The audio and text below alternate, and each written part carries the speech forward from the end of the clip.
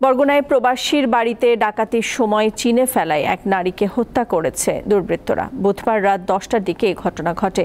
নিহত নারীর নাম মোহাম্মদ ফাতেমা।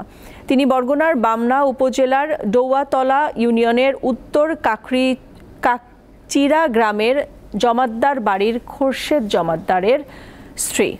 বৃহস্পতিবার সকালে বিষয়টি নিশ্চিত করেন বামনা থানার অফিসার ইনচার্জ হারুন রশিদ। স্থানীয়রা জানান, খোরশেদ জমাদ্দার ও তার স্ত্রী রাতে বাসায় ঘুমাচ্ছিলেন। এ সময় দরজা ভেঙে ঘরে ঢুকে ডাকাতির সময় ফাতেমাকে হত্যা করে দুর্বৃত্তরা। এ ব্যাপারে এলাকাবাসীর ধারণা, ডাকাতির সময় চিনে ফেলায় তাকে হত্যা করা হয়েছে। নিহতের 2 সন্তান দীর্ঘদিন সৌদি আরবে থাকেন।